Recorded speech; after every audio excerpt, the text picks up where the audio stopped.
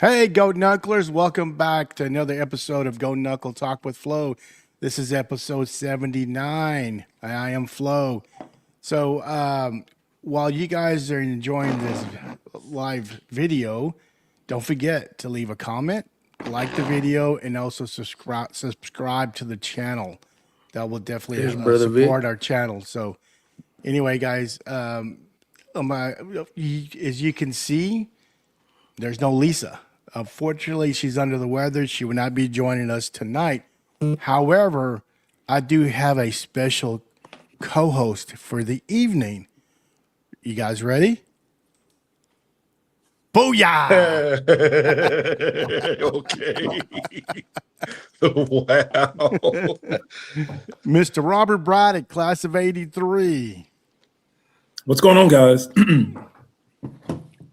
So let me introduce the guy, who we have on tonight. This is the class of 1987 Angry Red football team, which consists of Victor Braddock, which is Robert's younger brother, Denny Denny Best, Dion Guerra, and Jimmy Portman. So, guys, I'm going to ask each one of y'all where you guys are currently living. So I'm going to start. Everybody got glasses but Jimbo. Damn. So I'm going to start with Denny Del Best. Where you currently living, Denny? Denny, can you hear me? Denny. Oh, we lost his audio. Oh, no. Denny. Okay. Well, Jim, where are you currently living?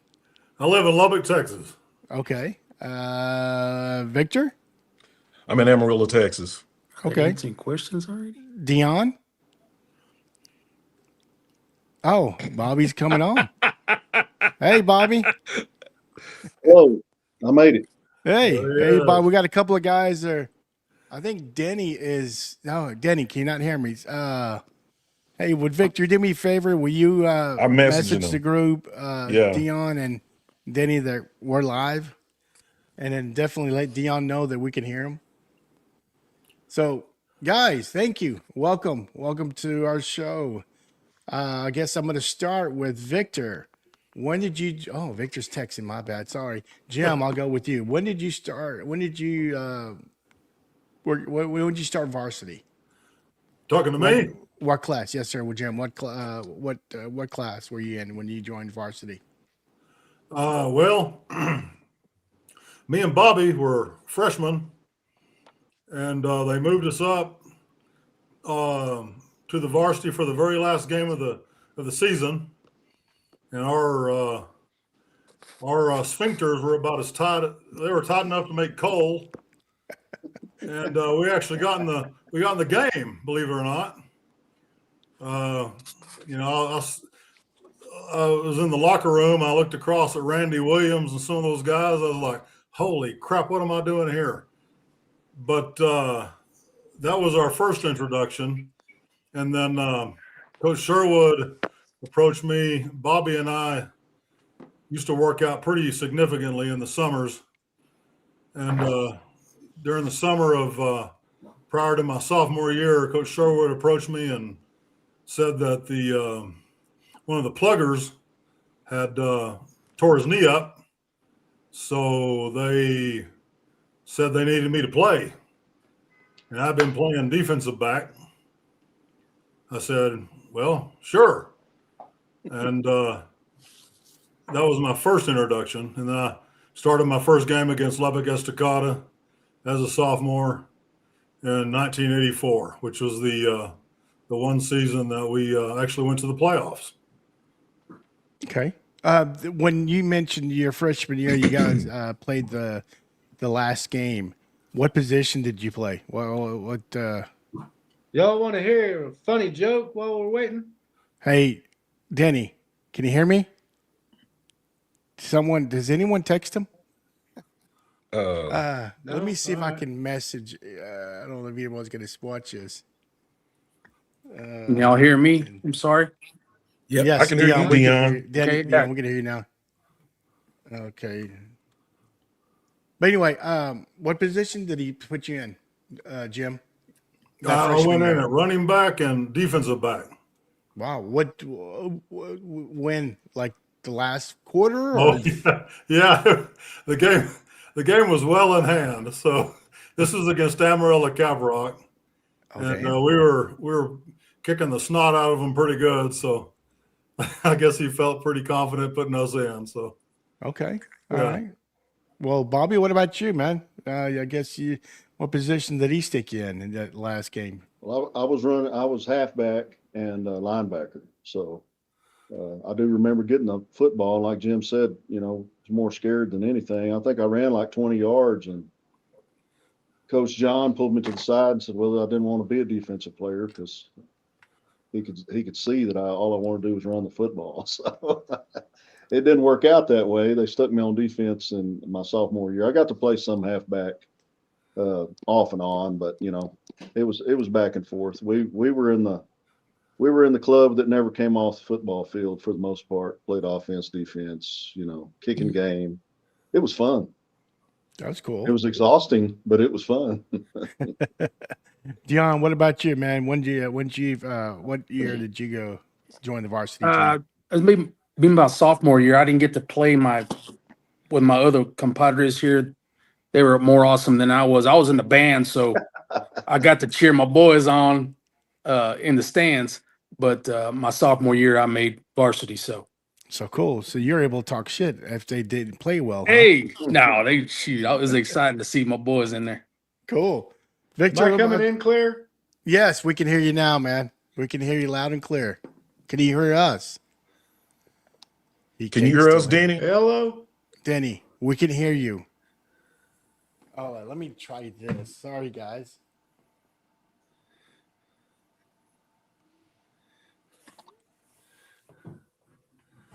Denny, we can hear you, but you can't hear us. Sorry, man. Hopefully he can figure it out. But Victor, what about you, man? What year? I got moved up. Funny thing is, I remember when that happened, man, because Hello? can you hear me? Danny, can you hear us? Can y'all hear me? Yeah. Yeah. Okay. I remember we had played our last game, and I remember going to the field house and you talking about seeing a lot of swole faces, and I'm like, what's wrong with y'all? And they like, well, so-and-so and so-and-so, they got moved up to varsity, and we over here, with our thumbs up our backside, and I'm like, oh, Hello? okay.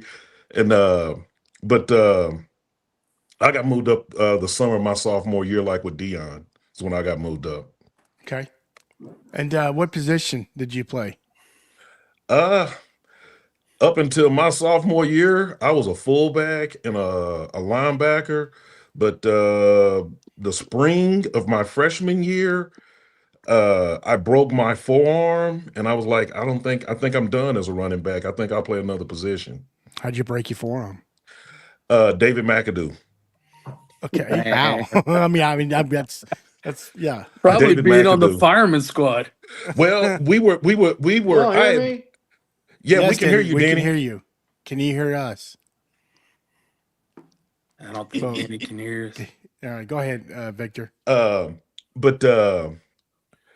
we were having spring practice, and I think it was my second or third day practicing with the varsity. I've been with the JV We lost for a Victor. couple of practices, and Corey Caldwell was the quarterback, and he was being molested by the first team defense, and all the defensive coaches was like, hey, let him throw the ball. Well, I was out in the flat, and he threw the ball to me, and no sooner than I caught the ball, I disappeared. And the way my arm was positioned, it was across my chest, and he landed on it, and it snapped. It had like a lemon sized knot on it, and I thought it was just swollen. But I think Coach Buchanan and Coach Huddleston, the trainer, I think they instantly knew when they looked at it that it was broke, because Coach Huddleston even said, "Do you have insurance? Because I think you're going to need it." So, Can you hear us, Denny? Yeah, how about Okay. me? There yeah, we can hear you. Well, All right, man. doggone. Okay, so finish your story, Victor. Oh, that's when I broke my arm, and over the summer, man, I just decided, man, I'm not much of a running back, so I'll move to the line, and I moved to the line. They moved me to a guard. So Okay. Well, let me go to Denny. Denny, where are you currently living? Hell's Kitchen, New York City. Okay. When did you start varsity? What year? I moved to Plainview, Texas in 1986. From where? We were in Oklahoma City, Oklahoma via Los Angeles, California. Okay. But yeah, we were in Oklahoma City, and my dad got a job with Sam Walton out there building that Walmart warehouse. Oh wow, it wasn't built yet. Okay. Yeah, he was in charge of in charge of getting that up and running for Sam. So Okay. yeah. So when did you start varsity? Junior or senior year? I moved there in '86, my junior year, and started playing football, baseball, and basketball. What position did you play in the football? I played wide receiver and whatever safety Willie Ainsley was, and I think I was free and he was strong, or vice versa. Okay. He's probably strong, knowing Willie. Yeah. So Dion, Yeah. can you share a story? Well, do you have like a welcoming to the varsity? Probably David McAdoo knocking me out. Damn. David, man, David would initiate you. So that was like, hey, welcome to the team. So no, I just remember, hey, being on the list and saying, here's your locker, and getting my equipment, and here we are. Okay. What about you, Jim? Well, you said your freshman year, that was basically welcome to, or is there any other, like any, pranks or hazing that some of the seniors done to you, done anything to you guys? No, not really. Okay. It went pretty smooth. All right. Bobby? No, we didn't have any. I didn't have any hazing or anything like that. I mean, in our groups, of course, they'd push us around or try to push me around a little bit, but really went pretty smoothly. Okay. Well, hey, I guess David with Victor breaking the arm. Denny, what I about was you, in the man? linebacker crew with Mac, and he was fierce, man. I mean, he was a force to reckon with. But he and I worked out some big differences right there across from each other several times. So Yeah. hey, once you get fit in, you're there for the good. So it worked out. Well, I knew his brother Anthony. He was a year older than I was, so I knew him more. But I did meet David and TC Collins. I forgot what summer it was, but it was Coach Selke and Coach Upchurch had a roofing company, and Andrew Dunlap and I worked, and then those guys were hired too to help us. So it was a lot of fun, with those guys, especially David. He was fun to work with. Just put it that way. So, Denny, what about you, man? Did you have a welcome to the varsity? I did, yeah, and I can recall it like it was yesterday. We had moved that summer, and somehow made the team, and I remember being in the locker room, like someone was saying about, I think it was Dion saying, getting our pads and getting assigned a locker, and I remember the great late Billy Ross coming up to me, and Bill was an intimidating looking dude, man, big strong guy, and real just stocky, And I thought, oh no, here we go. I'm the new guy. Man, I can't hear any of these guys. I can hear him. Am I coming in? No, yeah, Yes, we you can are. hear you. Yeah, we can hear you. Dion's having issues, but go ahead, man. All right. And I just remember I thought, oh no, this is my initiation right here.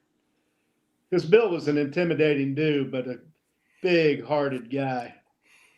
And he says, what's your name? And I said, my name's Denny Bass. What's your name? He said, I'm Billy Ross, and I'm going to be your friend. And I thought that was pretty cool. Yeah. What? Yeah. Did he want your And, lunch money? I talked to him right before he passed away a few months ago. I was going to ask you, did he want your Wow. lunch money for being his friend? No, he was just cool, man. And my mother loved him. She'd cook us lunch we'd go over to my place for lunch, and she'd make us sandwiches or tacos or whatever. She just loved old Billy. Cool. Yeah, Cool. good Well, guy. I need to ask the group, this show is called Go Knuckle Talk with Flo. Jim, did you guys use Go Knuckle back in 87? Well, I kind of remember it in middle school, Yeah. which is when y'all would have been in high school. Mm-hmm. But I don't remember using it in high school much. No. Anyone else? Victor said I no. moved. What about I you, moved Bobby? on to other. I moved on to more eloquent words besides goat knuckle. By the time I was in high school, And what were they? I can't say them. Yeah, you can. Man, we're adults here.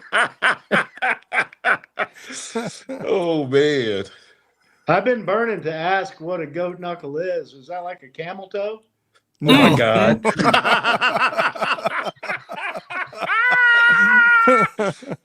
No, you would think it'd be more like a moose knuckle, but no, Oh sir. my God. Man, Well, Diddy, you got you down know what? with that. Oh boy. Well, what is it? Do you remember the show, the 70s show with Ashton Kutcher? Yeah. Well, they would say burn. Like they would get the best Goat of knuckle. someone. Burn. And we would say goat knuckle. Yeah. Oh, yeah. Camel toe. So, That's hilarious. yeah. So, No, I never heard that one. so who was some of your senior year? Who was like your rival at that time? Bobby, who was y'all's rival? Well, Hereford was always a good rival for us. Still, huh? Okay. I would say the one I remember the most, some of the hardest hitting kids that I played with from Monterey. Those kids, that fullback from Monterey, I can't remember his name, but he rung my bell so hard. I mean, my ears were ringing clear to Saturday morning. Oh, wow. I'm sure I had a concussion from our head-on collision, but yeah, I mean, we had some pretty good rivalries. I would say Hereford was probably the one that we always wanted to beat, or I did. I mean, of course, we wanted to beat them all. I did. Yeah. Of course, we did. Yeah. What year was a Monterey running back? Do you remember? It was my junior year. I'm pretty sure he was a senior. So Was that Chris or was he from Coronado, Robert?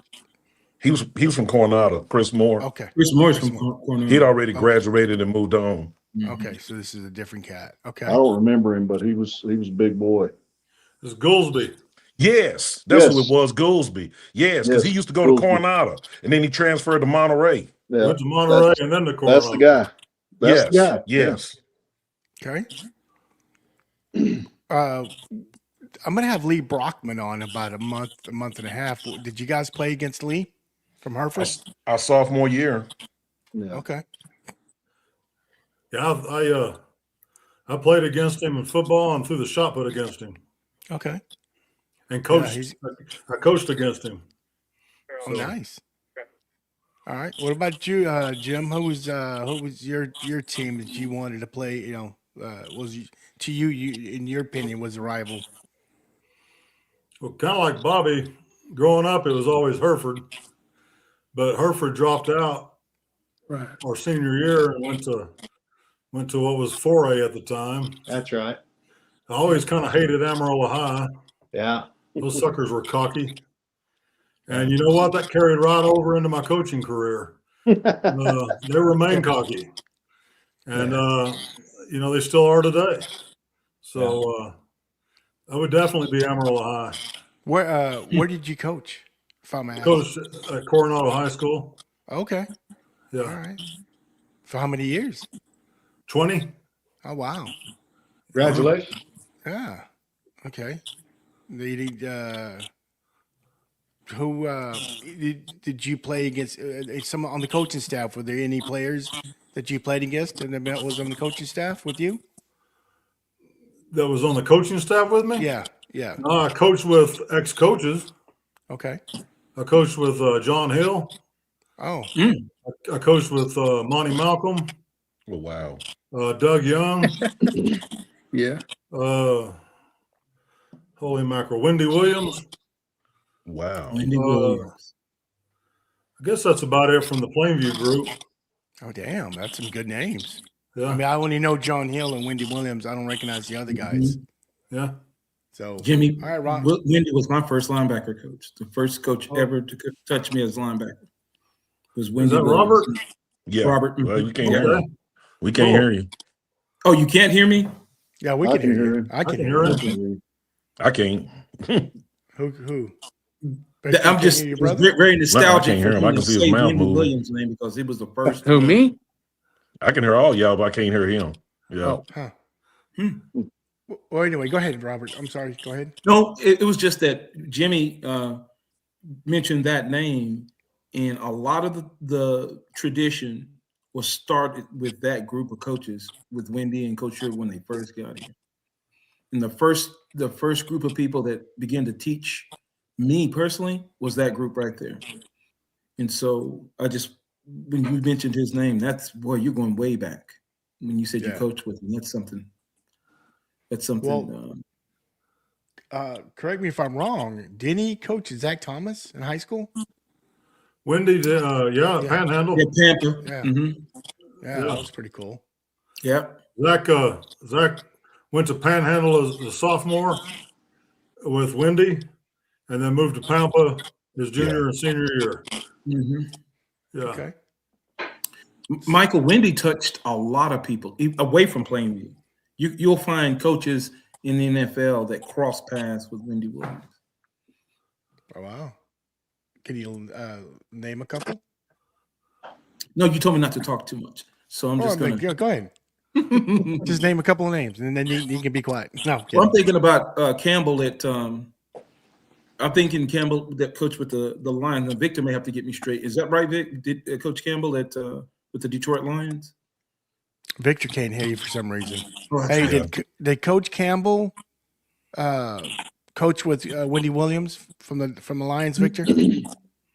I don't remember. I remember the names, but they weren't with us by the time we got up there. Coach Okay. Campbell or Wendy Williams, they were already gone. Okay. All right. Well, guys, let's go back. Dion. So Talk to me. who was your favorite team to battle with? Man, it was Hertford all the way till they dropped out, but we always had to fight with Clovis. Three Clovis schools up until after our freshman year. I don't think we had Clovis in our district, but Hertford and Clovis, I would say. Okay. Why Clovis? They had three teams. They had three schools there that we would play. I mean, were they cocky? Were they? Oh yeah, they were dirty. So, a couple of them were. Yeah, I think they all were, but yeah, we'd square up with them quite a bit. Okay. What about you, Denny? Who was your team to beat? Well, I was only there 2 years, so I'd have to say we played Palo Duro a few times when I was there, Mhm. and I think we played Midland High, just regular Midland. Miller Lee. Was it Midland Lee? Miller That was Lee. our second game on the road senior year. Yeah, they were dirty. How'd you guys fare against Middle Lee? We all 13-7 or something. Yeah, Y'all it was 21. almost It was did. 21. It was 21-15. Yeah, They it was came back close and beat game. us late in the fourth quarter. Mhm. Yeah. Raymond How'd they beat Pena them? dropped a pass in the end zone. I'm sorry. Sorry to throw Raymond under the bus there. The ball was coming to me, and Raymond jumped in the middle there. Well, and you know Hi, something, Raymond. man. I'm sorry. Go ahead, Denny. I just said, hi, Raymond, if you're out there. And you know the funny thing, the thing that I remember about that game is the last time we played Midland Lee, they ran us out of Lubbock. They beat us 49-7, and Yeah. we played them in Midland, Yeah. and Lee had to whip out the playbook. Mhm. They had to whip out every trick in the bag to beat us because Yeah. we went in at halftime ahead 15-7. Yeah. And I remember it was sometime in the third quarter. They ran the wishbone. And Yeah. the thing that impressed me or that got my attention was sometime in the third quarter, they went out of the wishbone. They started sending guys in motion. I'm like, these fools pulling tricks out they backside trying to beat us, man. And I mean, we had them on the ropes. Yeah. And we really should have beat them. Yeah. And I'm sorry, what was the play to beat y'all? Ooh, I can't even remember. You guys? No, I guess you don't Vic want to remembers remember. way more Well, than I do. the thing that I can remember about them is that they had really tall line. I played in the inside. They had really tall linemen, the taller linemen than what I was used to seeing. They were really physical, and they had short, wide running backs. So whenever the play would start, say to the right, and you would step to your left, the running backs would start that way, and then when those linemen would stand up, you would lose them, and they would cut back. And how you could tell they were in the open. You could hear the crowd, and you'd turn around, you're like, damn, again, you know. And that's what I remember, man. But man, I mean, you know, it was, you know, I guess there ain't no moral victories in sports, but I really felt like we should have beat them. Yeah. Okay. Yeah. Hey, Bobby, what'd you think about the football field? I assume it was a immaculate, beautiful, artificial turf field, huh? I thought it was extremely hard and it burned when you hit it. It was fast. The field was super fast. But yeah, it's so much different than our grass, you know. So Yeah. it was took a little getting used to, but yeah, I did love running on it. Yeah, for sure. I assume you guys wear different shoes, no Yes. cleats. hmm Okay. Yeah, they gave us some turf shoes, but yeah, I mean, we weren't used to playing on it, and they obviously were. So Yeah. Well, Jim, did you guys practice anywhere that may had artificial turf? Oh, the field house has it, right? It still Yeah. does, correct, Robert? Didn't we have artificial turf in the field Yep. house when we played? Yeah. Okay. they have different base under it though. Didn't have the same base as a football field. Okay. All right. Well, Yeah. let me see. Then I'm gonna start with Victor. Can you share a a good memory, a great memory, an experience from playing varsity football? I think the thing that I remember the most,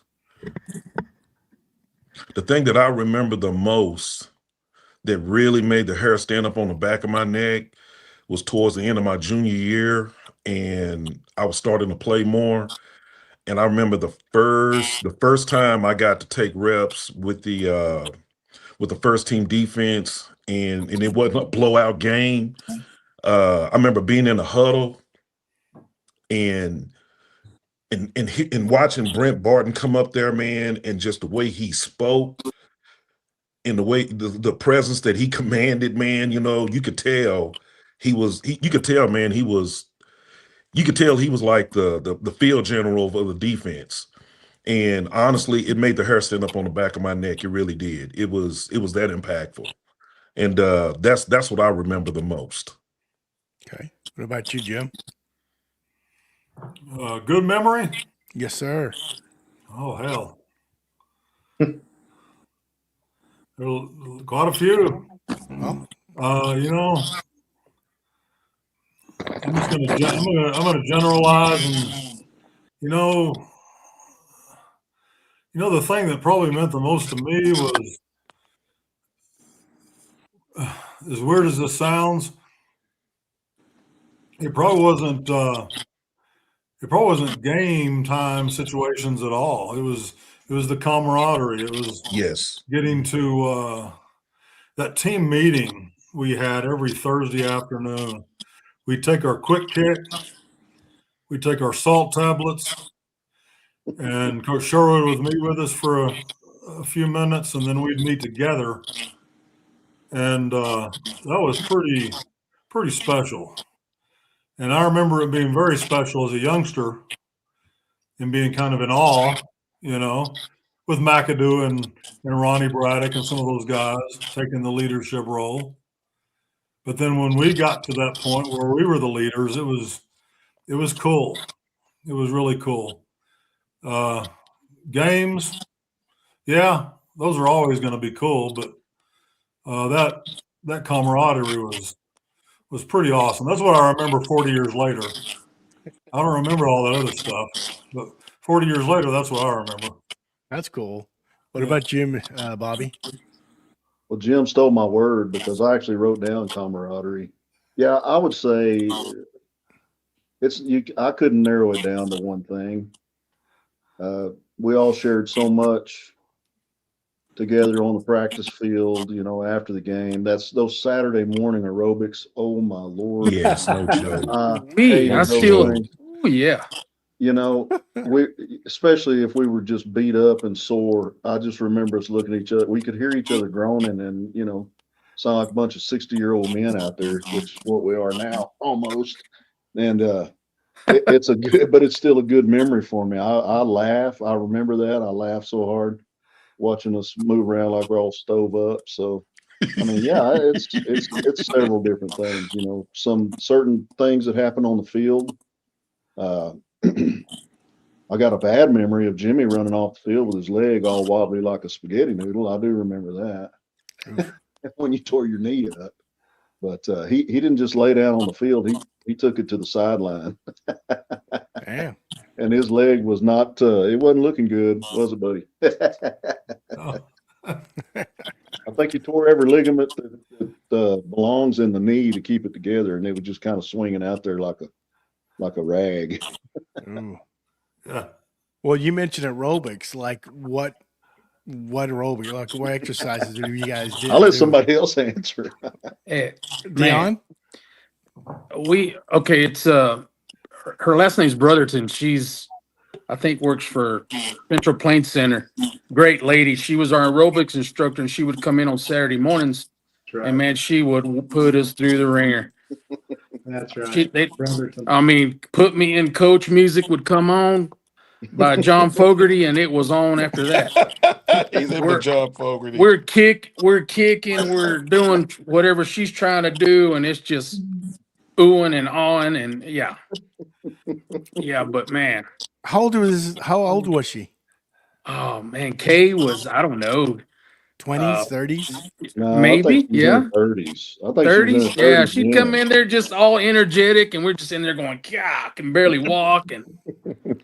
But that's one of the routines we would do every Saturday morning. So No shit. I can imagine it smelled in there too. Oh. So- yeah, That's just something. That's just locker room. You got to get used to it. yeah.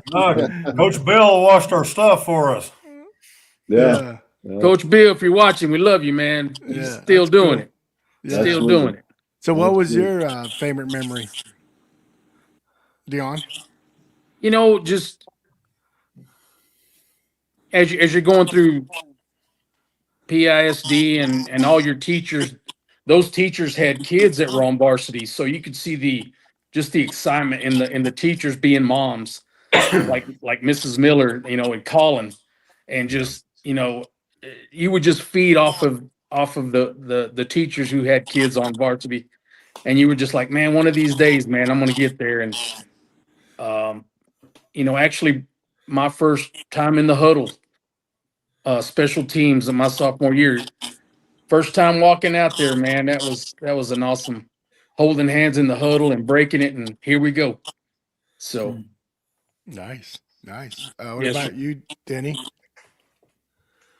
Yeah, man, it's like, just to echo what everybody's been saying, the camaraderie, there's too many memories to choose. But I would say for me, the bus rides, getting to know everybody on an intimate level, if you're traveling an hour, 2 hours away,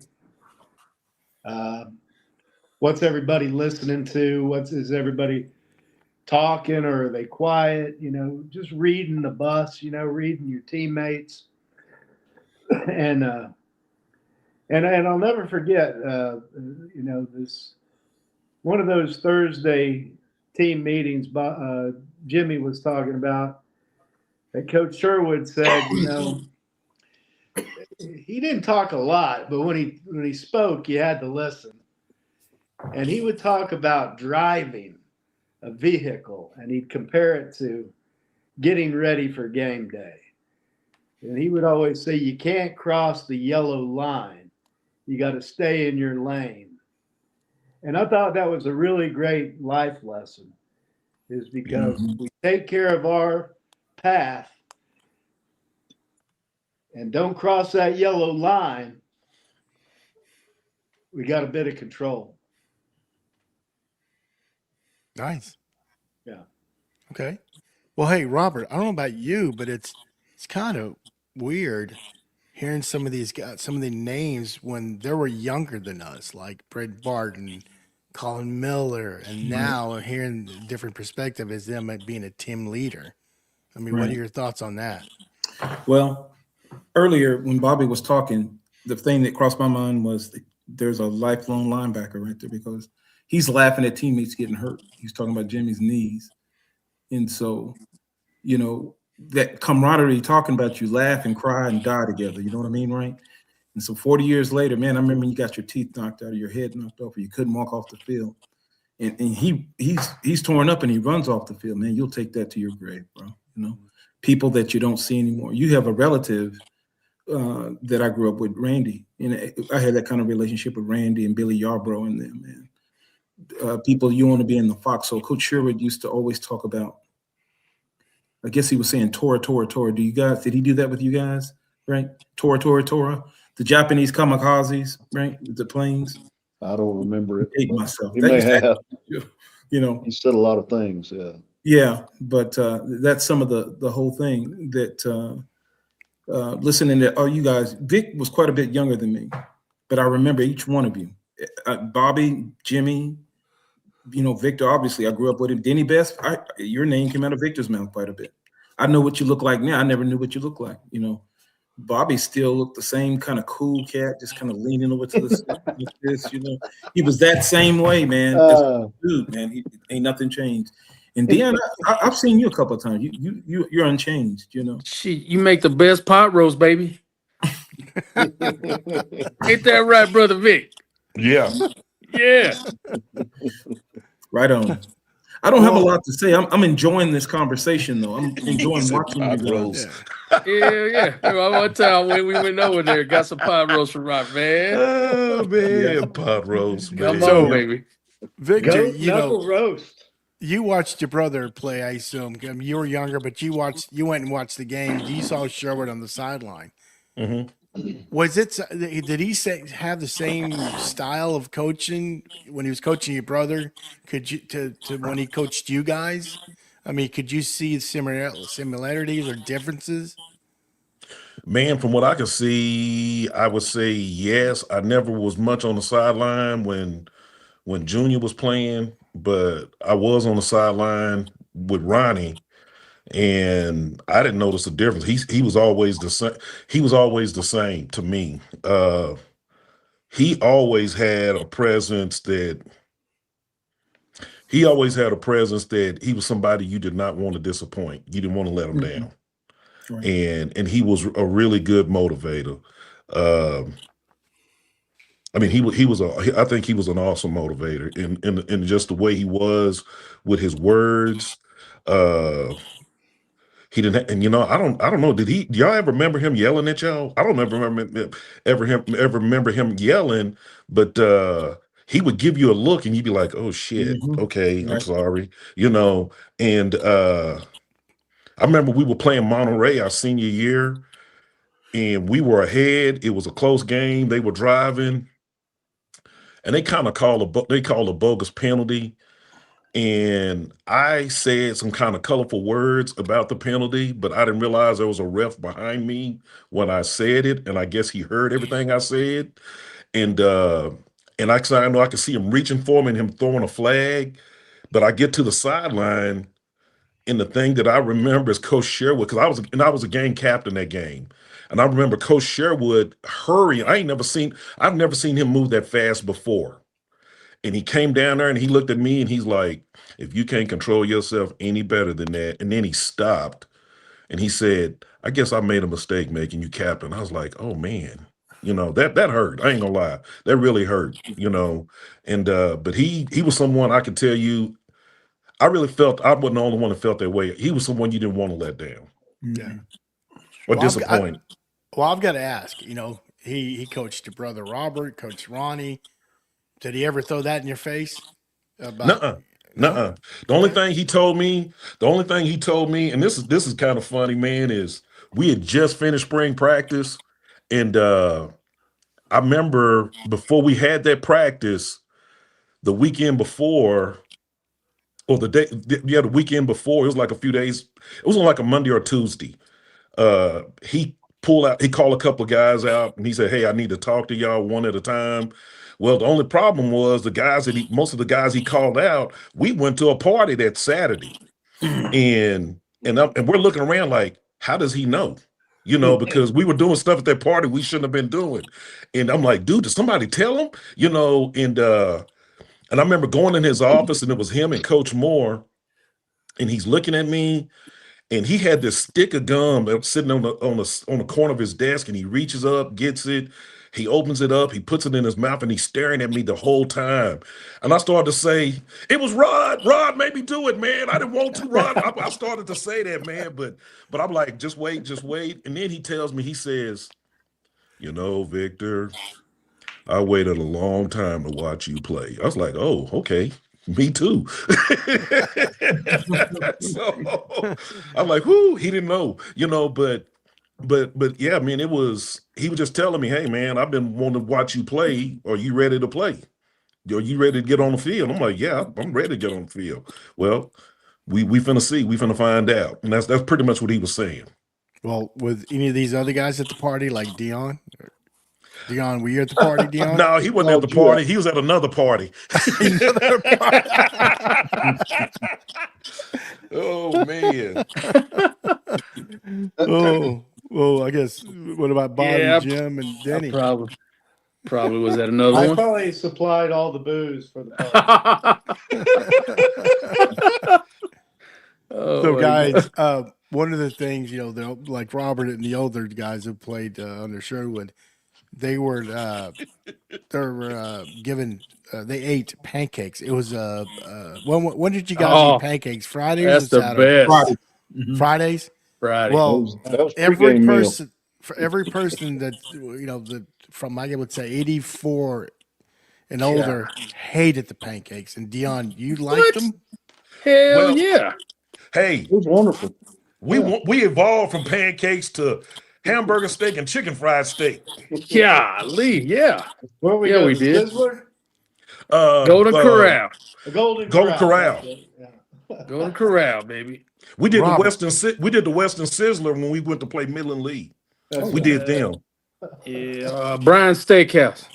Oh, was that who it was? Yeah. Okay, yes. Okay. So you all guys right. never went to the Big Texan in Amarillo? Yes, we did. Sophomore year.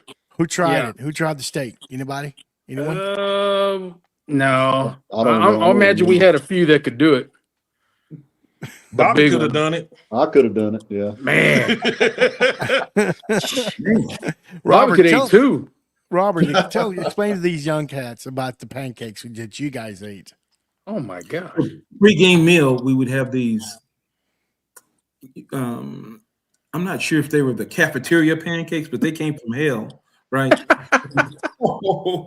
You get pancakes and some sausage and some bacon and stuff, and it was just a big lump of dough, guys. And we'd eat this stuff. You get full. You're trying to get full, right? But probably about the second quarter is just this big mass of dough in your gut.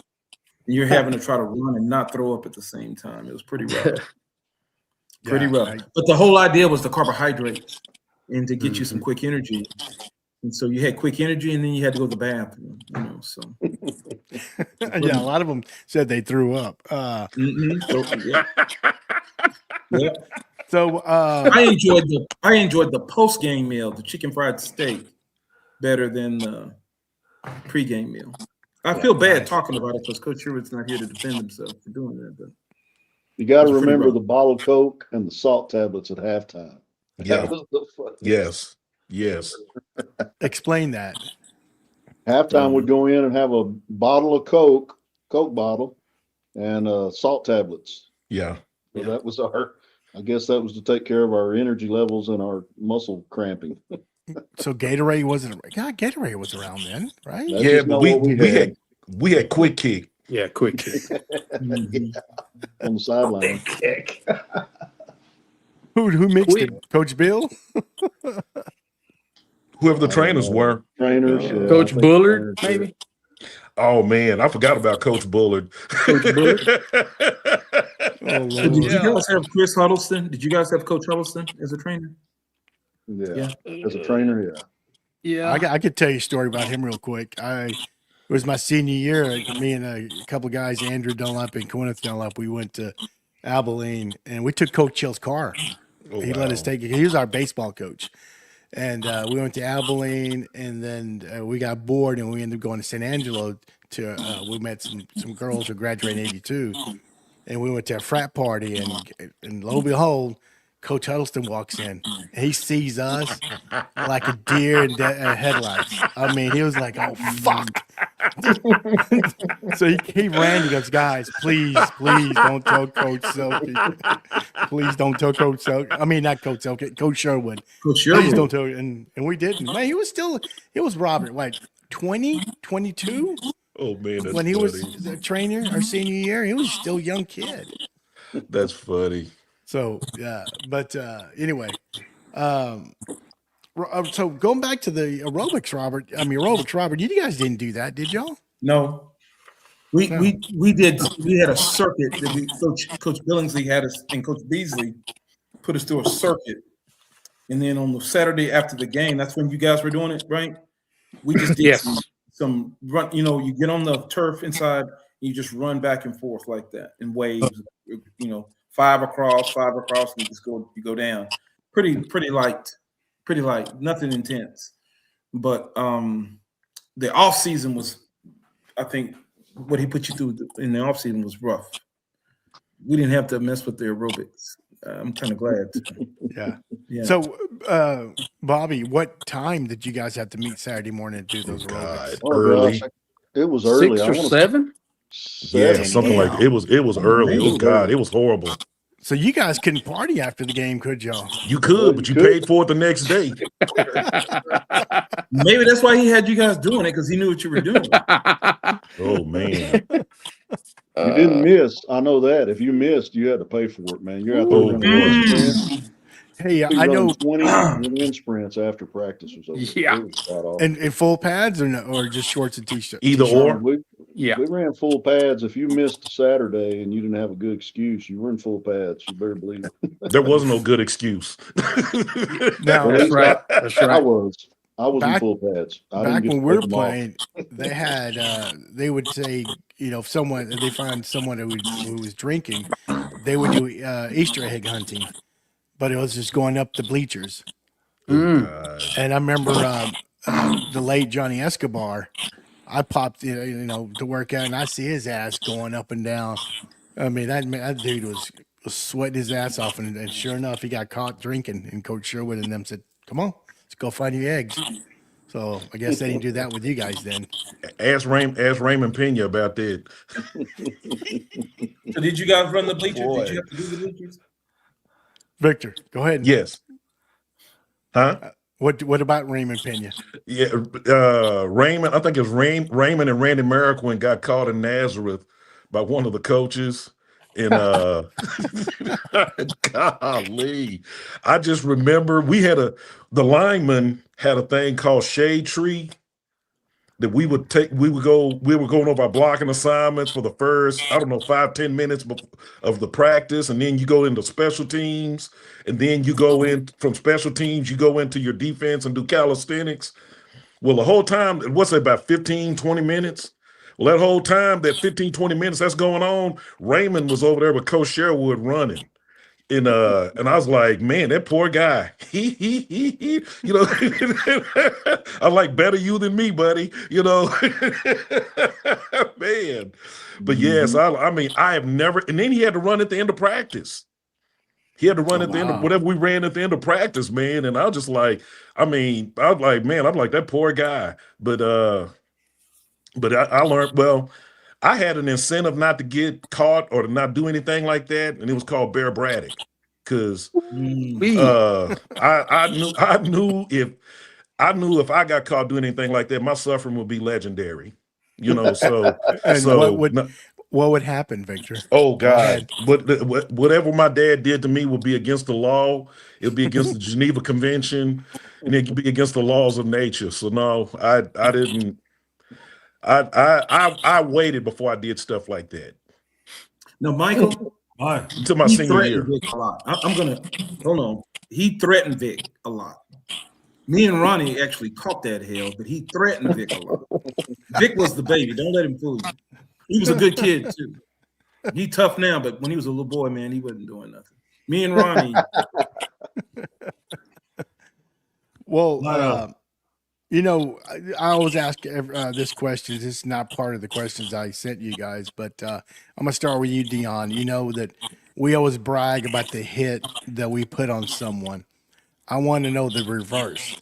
I want to know who the hell knocked your ass out. Oh God. What play? shit. I got two of them. I got one during fireman. We were This is good. fire department defense against first team offense. So I'm fixing to square up on Ronnie. I got Ronnie. I'm fixing to square up on him, and next thing you know, I'm airborne. David had come across and caught me and just sent me in the air, and I was like, "Holy crap, man!" I got rung. But man, David, hey, he come got me, picked me up. He goes, "Man, way to go, way to go." And I'm like, and then during a game, Brent Barton hit me probably one of the hardest. I think it might have been during Coronado. They were punting to us. The ball went over the punter's head, and hey, here he comes.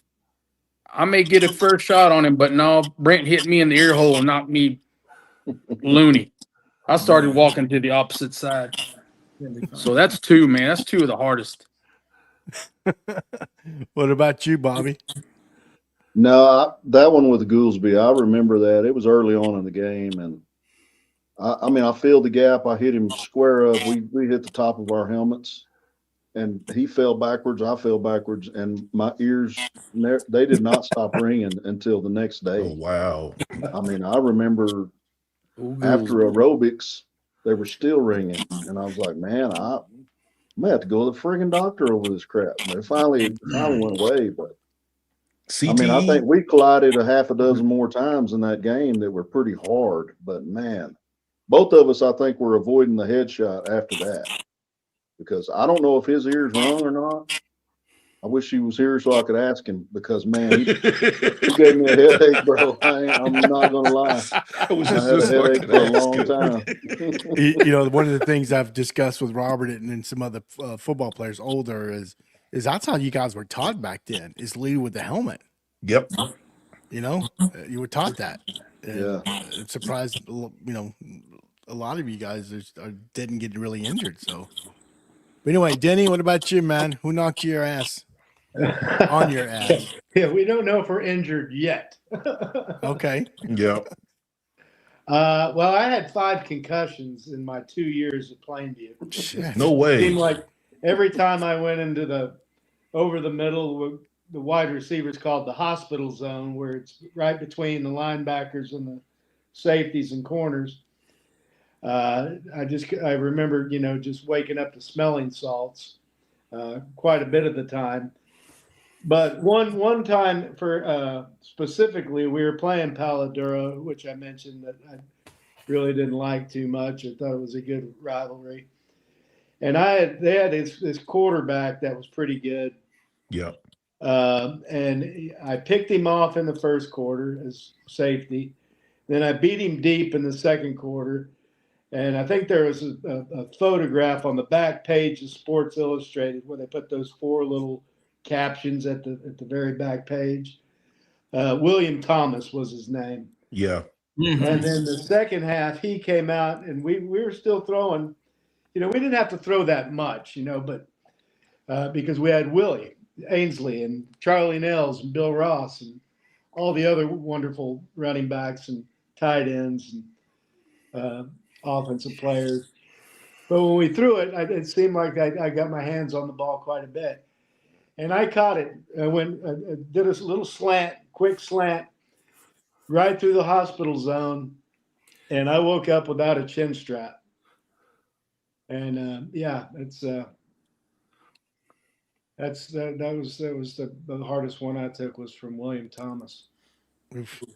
Guess you were coming across and he just. I was 135 pounds soaking wet. Oh wow! What about you, Jim? Besides your injury, what was a hard hit? Bobby probably didn't remember this. When we were sophomores, they put us as the two gunners on the punt team, and William Thomas knocked the crap out of both of us at the same time. Same dude. Paladura, William Thomas, Texas A&M, Philadelphia Eagles. That's right. Damn. Yeah. How do you do He may have that? got me worse than he got Bobby. I don't know. I don't remember it being. I just remember him, pretty much taking us out of the play. He sandwiched both wow. of us. I'm like, Oh, wow. oh crap. Yeah. Well, Victor, besides the broken arm, can you tell us another? Man, the hardest I've ever been hit in a game was our senior year when we played Paladura up here in Dick Bivens, and they had two linemen, Jimmy Phillips, and the other one was named Galen Selman. Galen Selman ended up being the head coach. He ended up being the head coach at Randall High School up until a few years ago, and then he retired. But I remember they ran a counter play with their tailback, and who happened to be my cousin, Sam Cook. And I stepped up in the hole, and I'm like, "Yeah, Petey, I got you." And I just remember getting ear hole, and I was like, what? I mean, it made me do a 360. He hit me solid. And I remember seeing him get up, and I'm like, who the hell was that? And then a play or two later, Jimmy Phillips. And I ain't gonna lie, Jimmy Phillips hit me so hard. I looked for him. I ain't gonna lie, I had a horrible game. I looked for him the rest of the game. I really did. I had a horrible game that game. But Jimmy Phillips, man, those two guys were really good. They weren't very, like hulkish big, but they were big and solid. Damn. Robert, you want to share your No, Texas? you've already done that No? about 4 times. That's it. Yeah, But I these will guys ask never heard it. I'll ask this guy. I like to ask this question to the panel. Right. 40 years later, it's all said and done. What did you guys take from playing high school football? What's your take on it after 40 years? And you guys are grown, have families and everything. What do you remember the most about it? Dion. I just remember,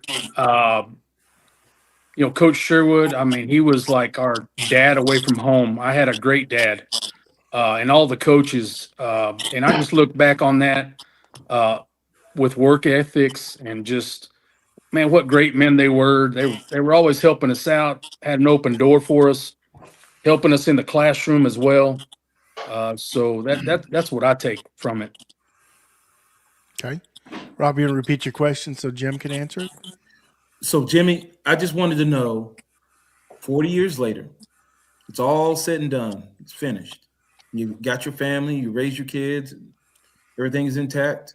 What did you take the most from your high school experience playing high school football? Lord. I would have answered this a lot differently. Even 20 years ago, but it's got to be relationships.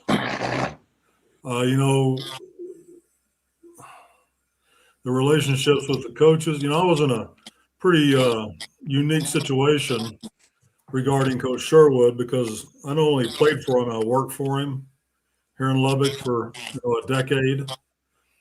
So we developed a pretty significant relationship there. But the guys that I got to spend time with and go through what we went through with, I don't know that I really appreciated it until more recently. Mm. I mean, I spent hours and hours with Bobby Gibson.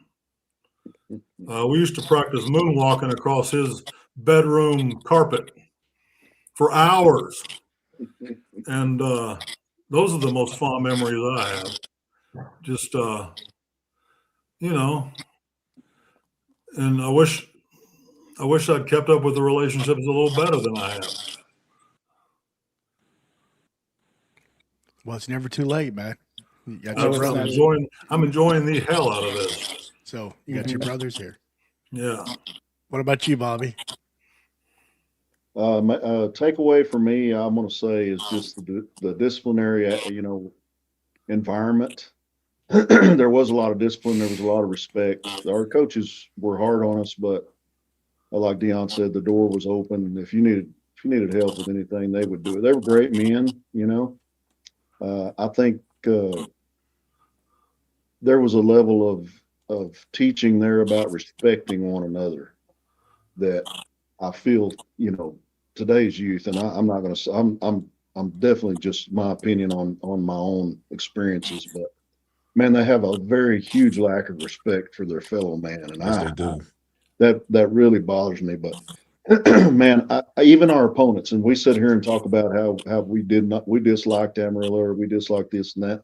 We still had respect, or I had respect, great respect for them. Yes. And it was reciprocated, Never did I have a moment after the game when I didn't want to shake somebody's hand and tell them, hey, it was a good game. So I think that I carry that with me even today. And I have great respect for my employees and what they do. And, Yes. it's I value all that time that we spend. And like Jim said, yeah, we, not keeping that relationship now at almost 60 years old, you're looking like, wow, where did the time go? And that's what I'm sitting here going, where did that time get away from? I've been here 36 years, and I'm like, wow, it just does not seem like it. And to see the faces of these guys right here, man, it is fantastic, because all the emotions and the memories come back. You feel like I was over here thinking, when I'm looking at these questions, like, I really don't remember any of that stuff. And then as soon as you start talking, yeah, the memories do start coming back, and they're vivid. They're easy to recall. I spent a lot of time with Vic. I spent a lot of time with Jim, Rod, and Terrence. We used to play some crazy backyard basketball, man. I'm telling you, Yes, we did. it's a wonder we weren't all in the hospital from those games. But yeah. The experiences, the life experiences as we were young men trying to turn into young men, I think certainly I couldn't take for it at all. I don't have a single memory of any of these men here, or really anybody else I played with that is negative. It's all very positive. So that's kind of what I take away from it. Okay, good. Well, hey, I want to say something. I'm 61. Robert, you 60 still, or you 61? 61. We're 61, brother. Enjoy your mid 50s, man. Don't be, Well, don't I say how passed mid 50, so too late to enjoy it, I guess. what about you, Denny? What was the question? Robert? The 40 years. Oh, So Denny, okay, I'm sorry, I didn't hear. So what I'm asking is, after it's all said and done, it's been 40 years, and the games that they're done, you raised your family and kids. When you look back, what do you take back from that? Oh, the cheerleaders. Yeah. Cheerleaders. Oh my Denny, they God. come and go, bro. That's I'm a telling you, natural. they That's a come and go, natural bro. answer for him too. Fool said cheerleaders. is it be more specific? Plainview cheerleaders or all the cheerleaders? Man. All of them. Yeah, everything. My Is your man. wife Denny, you listening, love by the the way? cheerleaders, but they come and go, bro. I'm trying to tell you He's the some wisdom right now, cheerleaders. bro. Dang. My goodness. Oh no, yeah. I guess just to echo what everyone's saying, just the discipline, the self-respect that you earn, the respect for others, Mhm. the brotherhood It's real brotherhood. And whether you like it or not, you're a team, and you get in there and you fight through the hard times. You fight through the beech nut coming out of Coach Billingsley's mouth, 6 inches from your face. Yeah. You suffer through the 10 degree heat out behind the field house on that little practice field during 2-a-days. You learn a lot about yourself and about your teammates and about your peers, and it's your own little army. It's your own. It's your own team, and you just it's enlightening, and I'm very eternally grateful because it taught me a lot of life lessons. Well, I could imagine it carried you to your acting career, Absolutely. discipline. So good. Very That's similar. cool. Very similar. Yeah. Victor, have you answered the question? I can't hear him. What was the question? Somebody repeat Oh, you the can't hear question. Robert's. You can't hear Yeah. Robert. After 40 years, you've been through life. You raised family. What do you take from football? Man, I guess it would have to be the team concept, honor, commitment. Some of the jobs that I had in my adulthood, you have to work in a team environment.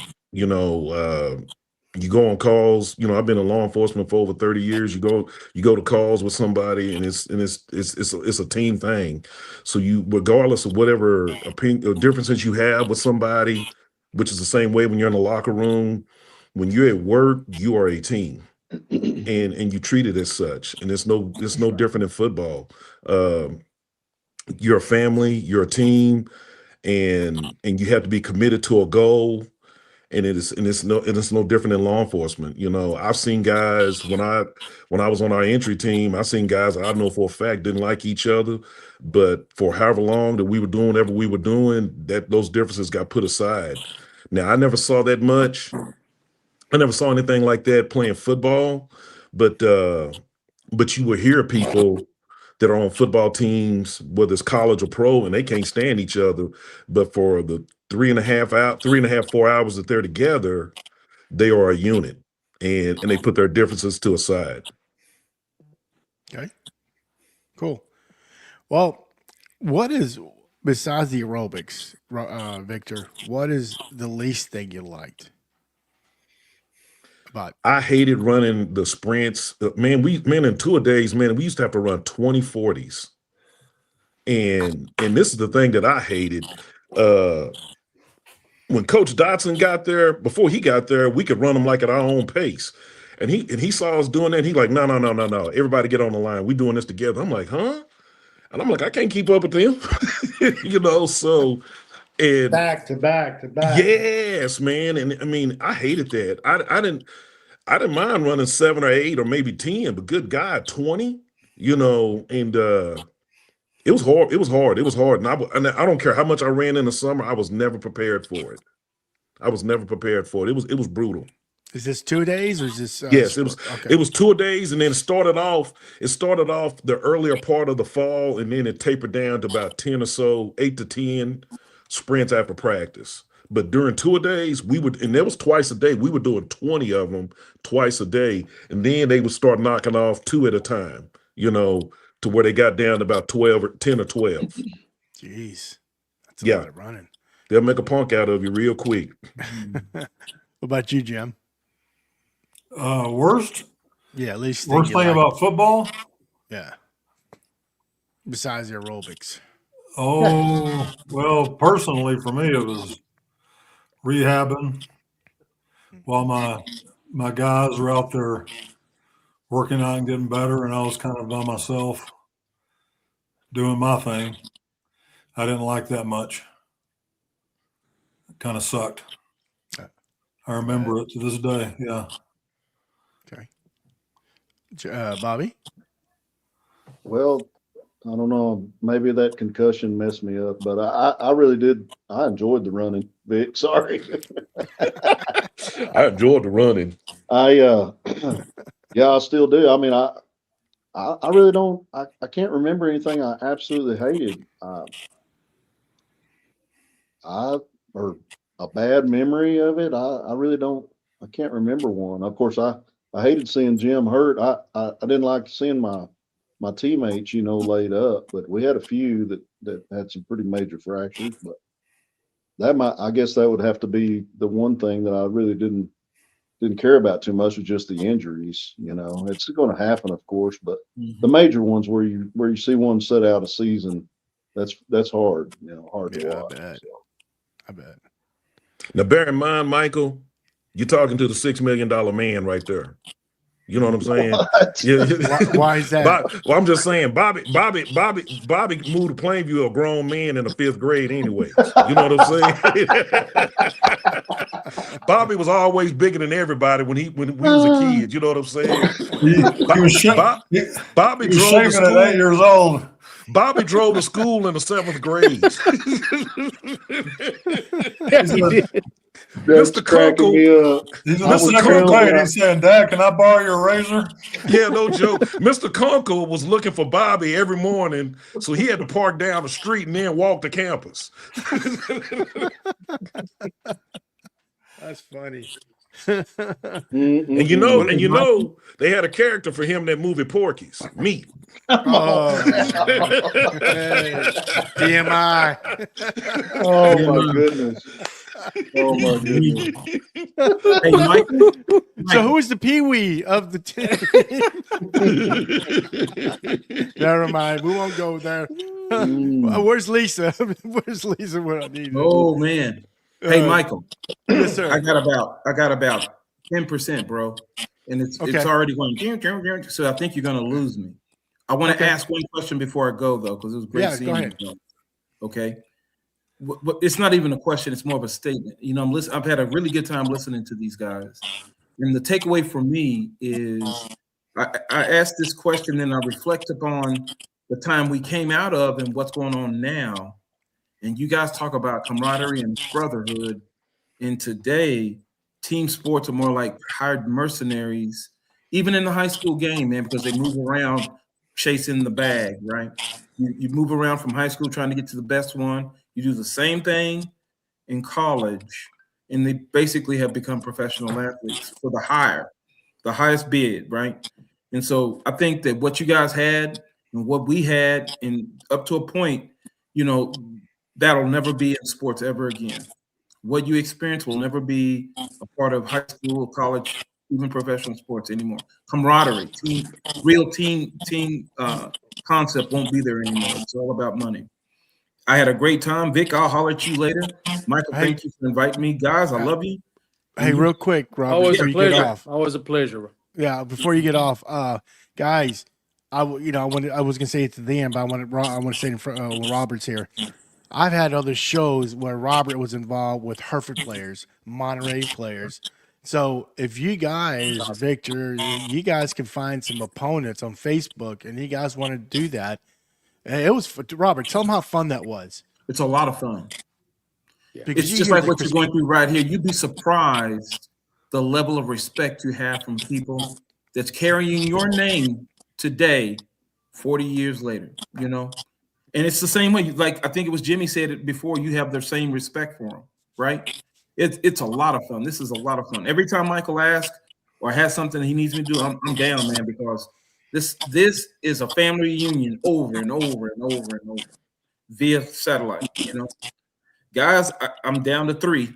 I love you, brother. I'll holler at you, all right? See you, Robert. Peace, thanks, Robert. See you, Junior. Thanks for helping out. So, Dion, to you, what was the least favorite thing that you didn't like? Oh, Mike, it's definitely the conditioning, man. It was, be out there and just, were there 40s or we running hundreds? 40s. We ran I thought we were running hundreds. Now you're thinking about drinking 40s, guys, but that's okay. Yeah, no, we did some long ones too. Dion, you were running hundreds. I want to say we did like 2,500s in the morning, 25 in the afternoon, but I may be wrong. But man, if you didn't prepare yourself in the summer or at least try to get out there, man, you would be, yeah, you wouldn't be worth a damn. So, Okay. And all right. Well, but thanks. that's Denny. yeah, Go that's ahead. probably the worst. Denny, what was your least favorite? I guess not able to get phone numbers from the cheerleaders. Well, that'd be obviously the number one answer. But The cheerleaders. but Oh yeah, my God. I guess my least favorite thing about my high school career was myself. And what I mean by that is I got in my way of a lot of opportunity, and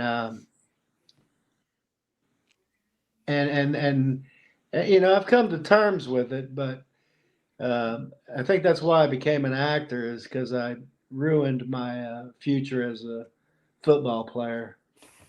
But yeah, I'd say myself was my least favorite thing. Okay. Well, guys, let's go just high school. And you guys mentioned Bobby, you mentioned playing basketball, you know, with the guys in the back. Dion, do you have a favorite memory of anything related to high school? If it's a weekend going down, I assume you guys drag Fifth Street like we did. I don't know where you guys hang out, and 4 years later. So, can you share a memory from just high school, just general? Dion, you can't hear me? Okay. Victor, can you answer? Man, golly, what was there not to like about high school? Man, I mean, I think back my high school years, especially my junior and senior years, those were probably some of the best times of my life. No responsibility. The only responsibility you had was making sure you were passing school and go play football or whatever. I had a little weekend type job. I mean, it was just the whole thing, the music, the culture back then. It was so cool. There was no, I mean, it wasn't toxic. It wasn't toxic at all, man. I mean, I look at what kids deal with nowadays, and then I look back when I was a kid, and it was nothing like that. And it was pretty carefree, man. I mean, I had good friends. We had good times. I had people that treated me good. I mean, I enjoyed those times. I'll go back to the 80s in a heartbeat. Okay. Well, I mean, no Nazareth trips, no. Man, I did go to the first right before my senior year, man. Hold on. I assume Bobby went because he looked. No, Bobby didn't go, but it was me. I think it was me, Terrence. It was me, Terrence, Rod Williams, and it was somebody else. And we drove my car, and I was thinking, man, my dad's gonna kill me if I get pulled over. I did it anyway, but I'm like, man, my dad's gonna be hot as fish grease if he finds out that I did this. I was so worried about that. But that was the first time. I only did it once when I was in school. Now after the fact, I had mileage points in Nazareth, but that I only did it one time. Well, that was the time you got caught by a coach, right? No, that was Raymond and Randy. I didn't get Oh, caught. okay. I never did Okay. get caught. Okay. Well, cool. What about you, Jim? Let's share a story about hanging out with Bobby or Nazareth? whomever. No, it has to be Nazareth, but So it was just Nazareth? something good and juicy. I didn't go to Nazareth. You went to I Lubbock went to instead. the bootlegger. Oh my God. Hey, I used to go see Miss Helen quite a bit. Gene Bass and Willie McGee picked us up one day. Oh man. Gene Bass said, "Foreman, your dad know what you're doing right now?" I didn't know what to say. My dad was a beast. He was a freaking beast, and I didn't want to face that at all. So I tried to mind my P's and Q's pretty good. The best memories are with friends, just doing what we did. And like I said earlier, only wish I'd have appreciated it more when I was doing it. Same here. You know. Yeah. I lost a friend in high school. He got killed in a car accident. Yeah. And Wow. you know, it's just you got to appreciate it. So Absolutely. yeah. Well, Bobby, not to incriminate you, but can you share a funny story? Man, I've got a book full of good stories. My dad, of course, he had some pretty big health problems, so I didn't get to do a lot of the things that Vic and them did. I worked 2 jobs while I was in high school, and when I became a junior actually, I worked a full-time job and Damn. after school, and then I also had another job before I got to go home. So it was a little bit different for me, but I did have some good times when I could. I gotta say, if we're going to talk about alcohol, I gotta bring up malt duck, Yep. and Jimmy will remember this. Ouch. Ouch. Yeah, it was an experience that was one to remember.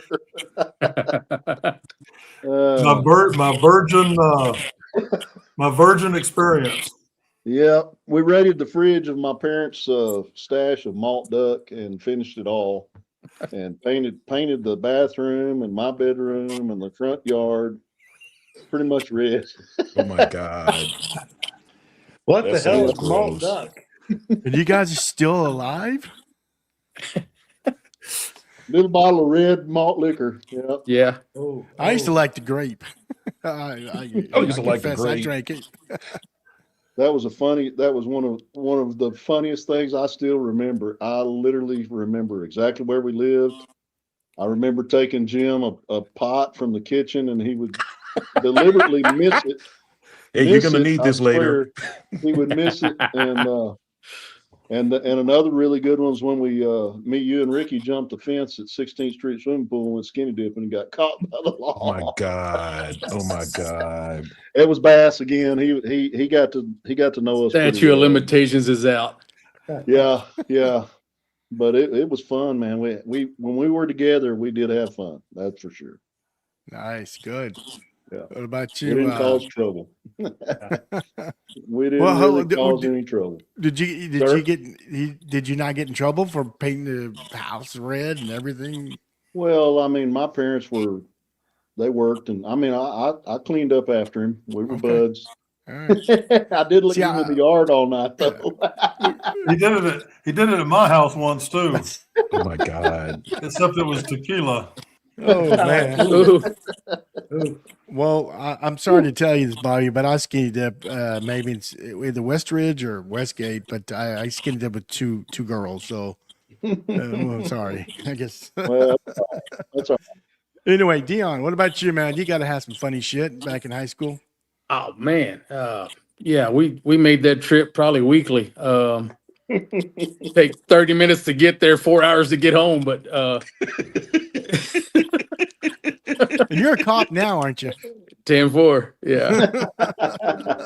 So you were I guess- bootlegging back then. I guess the funniest is I go out Friday night and go cruising and come back, and while I'm gone, my mom decides to rearrange the living room furniture. And so a table that was there when I left, well, what wasn't there when I left was there when I came back. Yeah, I crashed that living room table, glass everywhere. Yeah, I was in trouble. But man, good old Nazareth, Texas. Oh wow. Well, Denny, yeah.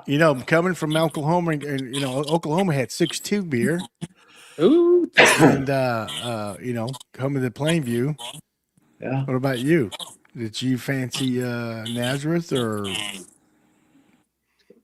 Well, yeah, I'll try to make it a short trip about Nazareth. Is our senior year. It was homecoming. I was one of the captains for the homecoming game. I can't remember who we were playing, but we had about 3 hours to get back for the pep rally. Oh God. And so I remember that. me and a couple of gentlemen to not be named took Yeah. off in an El Camino, and Oh. and about $150 from most of the senior class, or at least a certain amount of folks. We made a run. We packed that inside of the El Camino full of rattlesnake coolers, Jack Daniels, beer, all sorts of stuff. And we were running short on time, so we started hightailing it, passing people on the shoulder of the road, probably doing 110. And we get outside of Plainview city limits, out by that addition, out towards not Muleshoe, but you're heading towards Muleshoe. And we get pulled over. And another gentleman from our class who liked to tell on people, we saw him pass by going to the pep rally. And they pulled us out of that El Camino, cuffed us and stuffed us. And this is before the pep rally, the homecoming game's the next night.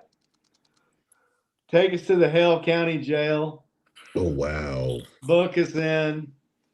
And by the time, and another classmate of ours, his uncle was the deputy sheriff, I think, of Hale County. So he called our parents, but everybody was at the pep rally. There was no cell phones, So he released us on our own recognizance. We called our journalism teacher, and she came to pick us up. No names to be named there either. That's funny. And by the time we get out into the parking lot, there's crying cheerleaders, Amarillo, Lubbock press, flashy pops everywhere. And it was all over the papers that, because I was supposed to sign that next Tuesday with Texas Tech on a scholarship. And boy, David McWilliams called my old man that next day and said, Paul, we can't have this, man. He can come down and walk on, but I can't offer him a full ride. Wow. So yeah, I think that was the last time I was in Nazareth, Texas. Wow. Well, My some good last time stories. in Nazareth. Yeah. But a really good memory I had was going to prom, either junior or senior prom, in a semi truck. Just the driving portion, not the 18-wheeler. The cab. Yeah, just the cab. That was pretty cool, rolling up into Plainview High School parking lot, honking that horn. Did you guys still eat at the cafeteria and then clear it out for photos and then did the dance? I can't. I think so. Yeah. Recall. Yeah, there was a meal. Yeah. Yeah, because we did the same thing.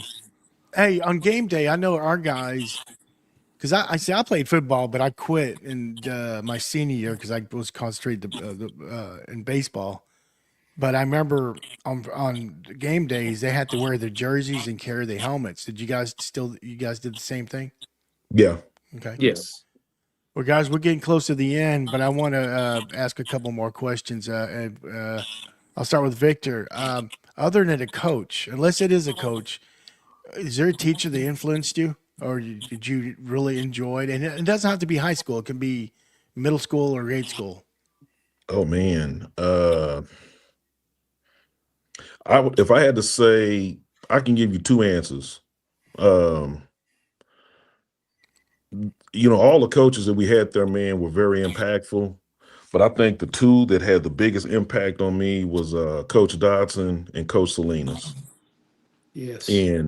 And from a teaching standpoint, man, I told you how in the other one how I felt about the teachers that, how grateful I am for the teachers that we had.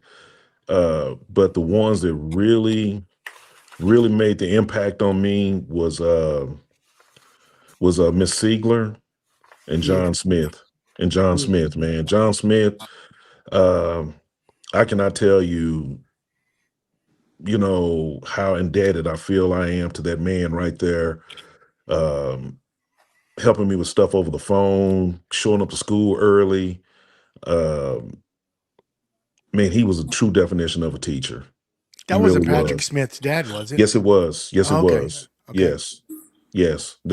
Those right there. I mean, and I say that, man, because man, there was a lot of people that were very, very, very good to me, but those four right there are the ones that really stood out in my book. Okay.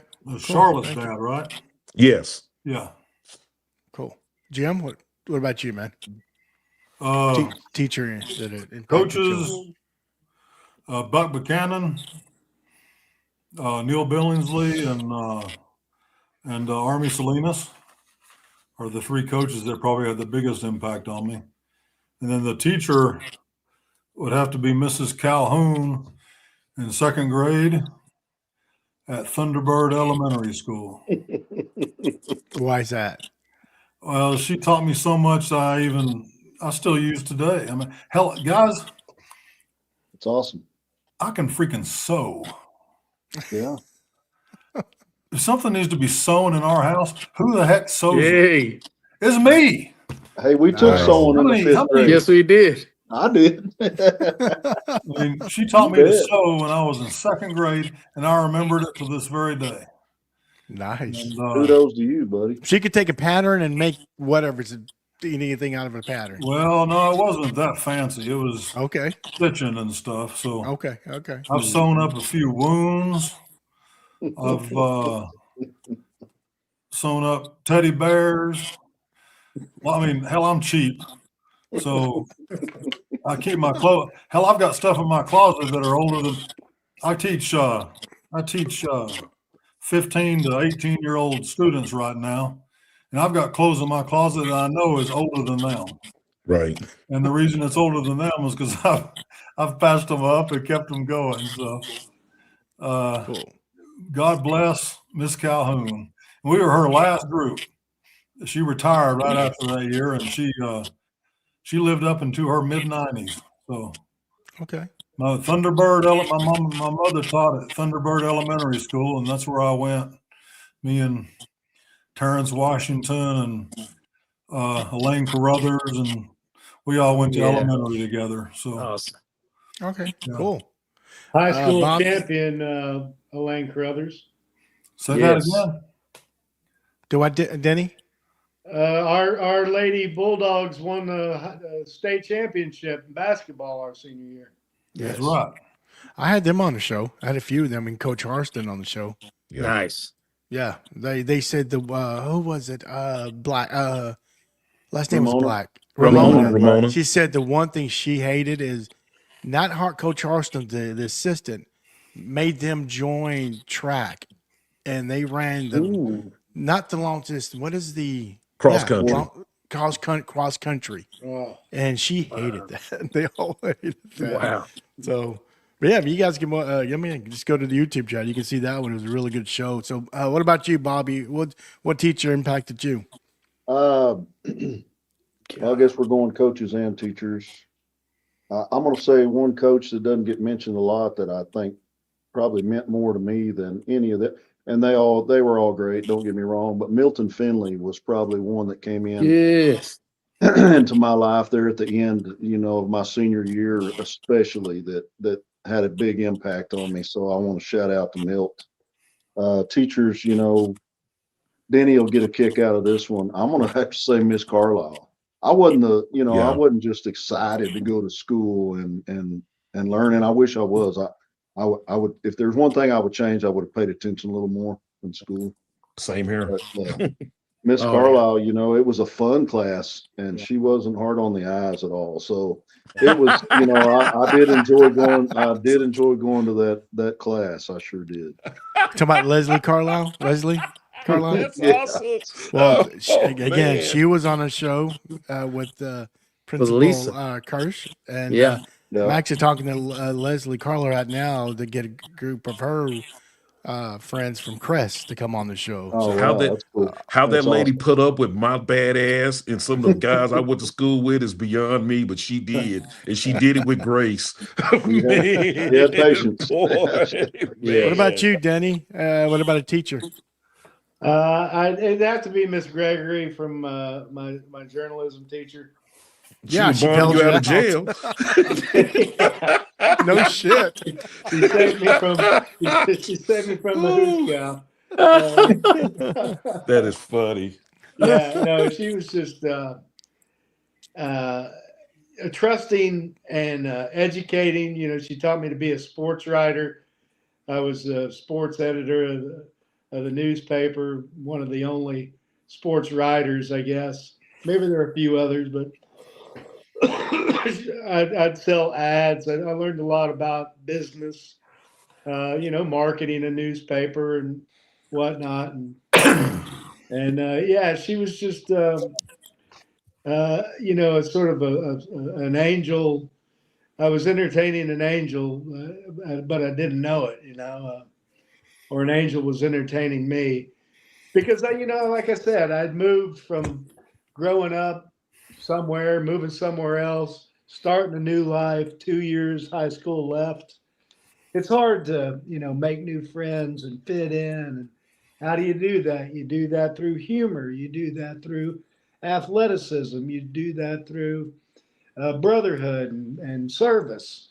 And so she just felt like a friend as well as a teacher, and then also Coach Bill, because he was really hard on a lot of folks in the best way. He wanted the best out of you, and he made you know it. Cool. Good. What about Dion? What about you, man? Yeah, I can't put it to one or man. There's a bunch. And Coach Sherwood, Coach Salinas, Coach Bill, Coach Finley, Coach McAdams, Coach Keith, Coach Selke, uh, God, Coach Magianis. I mean, golly, there's so many Okay. that just impacted me, and just great men, and still to this day, some of them have passed, but man, they'll always be there. There's some that I still keep up on social media with. So You hadn't given them a speeding ticket, have you? negative, Negative. never, Okay. Just checking. never, no. All right, guys. This is the last question before we go to parting words. Dion, I'll go ahead and start with you. Okay.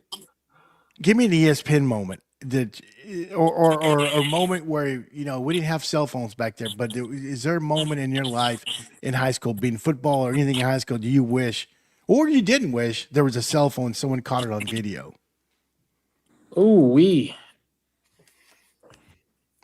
yeah, I would say my freshman year we were playing Clovis Marshall. Here it was our last game, and we kicked off to them, and as soon as he caught the ball, I smashed him right in the mouth. That'd have been the Jadavian Clowney ESPN Yeah. hit of the century, boy. Yes. So I remember that one because that was our last game, and we had a great year. We had a great run our freshman year, and yeah. Well, So, cool. What about yeah. you, Bobby?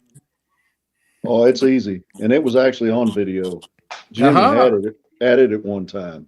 Old VHS tape.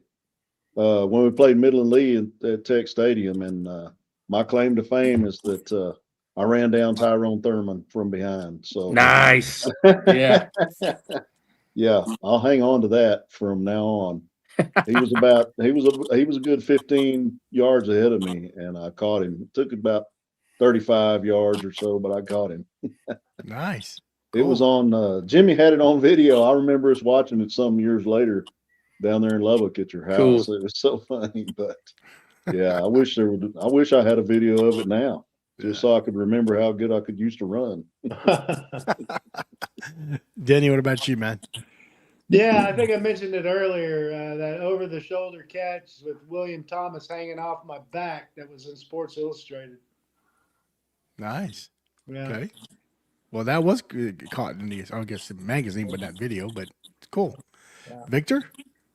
The first game that I got to start my senior year, we were playing Estacado and Plainview, and they've been running this end around play, and they've been eating our lunch with it, and they ran it one time, and I don't know what it was. I just saw the way the lineman blocked, something told me to step up. And right when I stepped up, I saw him coming by and I cleaned his clock. And it looked a lot cooler, you know, it looked pretty cool watching it on film, but it felt cool actually going through it, you know, real time, you know. But in fact, I got the big hit of the week with that play. Nice. I remember that. I remember that was a pretty cool play. Cool. Jim? Boy, I don't know. It doesn't have to be football. It could be anything. I mean, the moonwalking, you mentioned that. But I mean, we'd love to see that on video. I'm telling you what, it was pretty impressive. It was pretty impressive. And we had a few other moves. We could work some Rick James and some Rick James and some gap band. I'm Rick James, damn it. Hey, Mike. You bet. Yeah. Hey, when we were sophomores, and they can attest to this, because you know, on Thursday when we did our pregame walkthrough, how serious it was. You know, you could hear a roach fart in the locker room, and we had an abbreviated practice, and then everybody was supposed to go home. Okay. And I can't remember who we was fixing to play, but back then breakdancing was really big. Oh yeah, your brother was good at it. Yeah. Oh my God. Damn good. Wait a minute. Okay. We decided we were going, you know, we're supposed to be serious now. And we decided we were going to have a breakdance competition in the coach's office. and we're in there breakdancing, and I really couldn't breakdance at all, but I had my flow that night. I mean, that particular afternoon, and I could hear them saying, "Go club, go club," and I'm up here doing that. I'm doing my thing, and then I got to where I couldn't hear anything. And I turn around, I'm steady doing it, and I turn around, and there's Coach Sherwood and Ed Moore. And I was just like, oh, God, I'm never going to get to play. I'm like, I will never play it down. And, man, Coach Sherwood just looked at us, man, and he like, you guys, I think y'all need to go home and think about it. And I was just like, damn, dude, I will ride the bench my entire career here, because it seemed like every time I messed up, I messed up big that year, and that was the biggest one. That was the biggest one right there. Oh, it would have been good on video. Well, we got to go back to Jim. All right. You know, I used to entertain the idea that I was going to go to the Olympics. I guess the first time I ever hit 60 foot in the shot put was kind of cool. Yeah. Okay. Not football, but yeah. No, it's fine. It's fine. Now, I watched Kevin Woods. I don't know if you guys know. Maybe Victor know who Kevin Woods was. He was a class of 80. Man, yeah. I remember there was an old man I was standing by when he did his shot put. The guy goes, "Man, I've seen his ball went further than any cannons I've ever seen go in my life." So, but yeah, I mean, Kevin, he was a big hoss. But guys. I want to thank you guys. I want to go ahead and say our parting words. I'm going to start with Denny. Yeah. If you can give your parting words and say good night. Yeah. Hey, just a pleasure to know you all. I respect you all very much. And I appreciate you inviting me into your tight community as an outsider for 2 years back in 86 and 87. And I wish you nothing but joy, happiness, and success. Thanks, Eddie. Bobby? Thank you, Michael, for this wonderful opportunity to see my old friends again. And I'll echo what Denny said. I wish you nothing but happiness and just blessings from now on. It's been wonderful to reminisce a little bit and bring back some old memories, So just parting here, I want to say, let's keep in touch, guys, because man, tomorrow's not promised to us, and I get to see Dion quite a bit still, which is a blessing here. But Same here, Chief. Vic and Jimmy and Denny, you guys, man, you're in my thoughts, my memories, and it's all good, brothers. So Yeah. let's stay in touch somehow or another. I think it'd be great just to kind of catch up. Yeah, it would. Thanks Be again, awesome. Michael. Well Right said. on. Thanks, Bobby. All right, Dion, what about Yeah. you? Hey, same thing, guys. Always a pleasure to see y'all. You may be down the road, man, but we need to get together and grab some dinner or whatever. But anyway, hey, next year's our 40th, guys. So yes, sir. So we got people watching. Hey, if you're on a committee or a board, I've missed the last 3. So I don't know what was done in the past, but hey, let's get it together because our 40's next year. So I love each one of you, man. Stay safe out there. Good Well, deal. before I get to the other guys, I'm going to suggest to you guys rent the president's house. It's that house that the Wayland presidents used to live Right, in. I did right. that for our 40th, Okay. and I had my buddies and Lisa and Andrew Dunlap, Quineth Dunlap, and we had our mini reunion in that house. It was Cool, great. cool. Classmates came, so Dion, I would suggest if you can, what you do is just you tell me what the whole house, and everyone paid for their own rooms, man. It was pretty awesome. Okay. Well, Jim, what about you, man? I used to Parting mow words. that lawn. That's a big lawn. Jeez. Yes, it is. Were you moonwalking? Were you going across the jackrass? I just, 40 years I haven't learned to keep my mouth shut. And I guess I should have in that respect, huh? It's all good, man. I would echo what they're all saying. I was thinking about this a lot, and I like to brag on our class. I think the class of 1987 at Plainview High School was an exceptional class. This is obviously just a very small sampling of what we were all about. But if you look at the people in this lineup right here, first of all, you see an actor. You see a person that's chosen to pursue a life in the arts. And as a European history teacher over the last 20 years, I'm here to tell you, the arts, without the arts, our society is dead. Right. It really is. And then you take the rest of us. I mean, heck, you got 2 peace officers and a firefighter. Yeah. I don't know that it can be any more honorable than that. The service that these men have provided throughout the course of their careers, and they've given their lives to it, it's beyond words. And I wanted to. That's what I've chosen to say with my my final remarks, is to commend my brothers for what they've done with the rest of their life. Well said, I'm really man. proud of them. Cool. Well said. Same to you, Jim. yeah. Yeah. Thank you, Jimbo. Yeah. Well, Victor, you're the one who put this group together. What's your parting words, man? Man, it was just really wonderful. It was just really wonderful and awesome, man, to see y'all again. You don't really realize how special something is until it's gone, and I, man, I just miss the times that we had in high school. I miss seeing you guys in the hallway, cutting up with you. It was really great to see y'all and talk about all the great times we had together. If there was some way I could hit a rewind button, I'd do it again. I would go back to those times. I thought they were really great. People look at me crazy, man, because I listen to a lot of 80s music. And one of the reasons why is because of the memories it gives me listening to it. So it was really wonderful hanging out with you guys. I can't emphasize that enough. It was great seeing you, Bobby. Danny, it's great to see you, man. It was really great seeing you and hearing from you. Dion, same Hey. here, man. Stay safe out there, Jimmy, baby.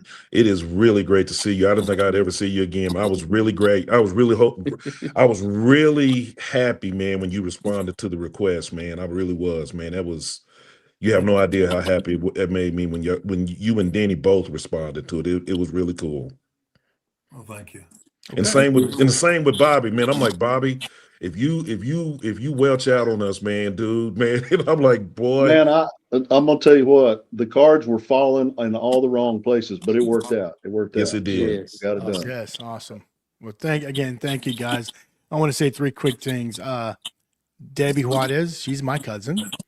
So I'm trying to get her and Summer and a few of her friends on the show. So if you guys ever chat on Facebook, hey, encourage them to do their own show, Class of '87. You guys know my nickname's Flo. I've had it since I was 14. It was Coach Beasley that gave me the nickname Flo. Coach Coach Just Beasley. short Flo Man. Rez. And then again, guys, if you guys want to get on again and bring some of that opposition players, if you guys know how to contact them, man, I'm telling you, those are fun because you hear what they say, their perspective on getting ready to play Plainview, and how the fan base. I mean, if you have time, there's 2 Hereford shows, Hereford and Plainview shows, and the best, the first one was Odessa Permian when they played the '78 football I players. saw that. I love that Wow. one. Yeah, That it was was the first time Sherwood, when the state quarterfinals. I mean, that was a good show. That was my first, 2 teams. So you guys do that. But hey, again, thank you guys. I enjoyed it, and go to your 40th, man. Like Bobby says, there's no promises for tomorrow, man. Take advantage and see each other, and stay in touch. And I hope to see you guys on the show again. It was good Cool. seeing you guys. I love every one of you, man. Right All right, back brothers. at you. Love you guys. Take care, guys. Love you. Peace. Thank you, Thank Mike. you. Thanks, Michael. Good night, Thank you everyone. very much. Thank you, Mike. Bye-bye. Love. Yes, sir.